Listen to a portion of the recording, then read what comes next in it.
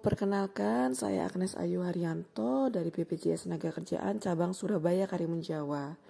Pada kesempatan kali ini, saya ingin membahas sebuah judul buku yaitu Pengaruh Komunikasi Antar Pribadi Pimpinan Terhadap Motivasi Kerja. Buku ini sendiri merupakan karangan dari Raja Marulitua Sitorus, STM Ikom.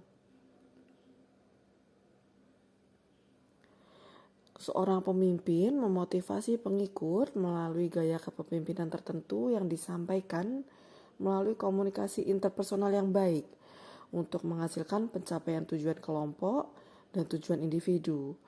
Bawahan yang termotivasi akan mencapai tujuan organisasi secara sukarela untuk selanjutnya menghasilkan kepuasan bagi organisasi itu sendiri. Dalam buku ini kita akan membahas 3 hal penting. Yang pertama adalah komunikasi antar pribadi, yang kedua kepemimpinan, yang ketiga adalah motivasi kerja. Di buku ini dibahas mengenai pengertian, tujuan, fungsi, faktor-faktor, metode, indikator kepemimpinan, fungsi kepemimpinan, pengawasan, dan disiplin bekerja. Yang pertama yang kita bahas adalah komunikasi antar pribadi. Pengertiannya sendiri adalah komunikasi antar orang-orang secara tatap muka yang memungkinkan setiap pesertanya menangkap reaksi orang lain secara langsung, baik verbal maupun nonverbal.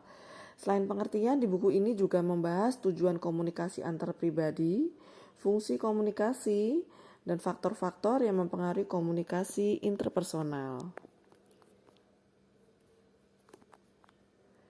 Berikutnya yang kita bahas adalah kepemimpinan.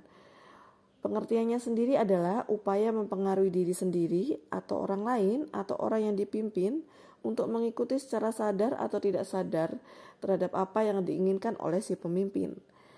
Di buku ini dijelaskan ada indikator kepemimpinan, fungsi pengawasan, dan disiplin kerja.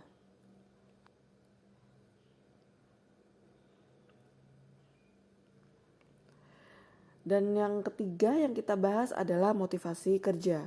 Pengertiannya sendiri adalah sesuatu yang menimbulkan semangat atau dorongan dalam bekerja. Motivasi sendiri ada motivasi langsung, tidak langsung. Selain itu di buku ini juga membahas tujuan pemberian motivasi, fungsi pemberian motivasi, dan faktor-faktor apa saja yang mempengaruhi motivasi kerja seseorang.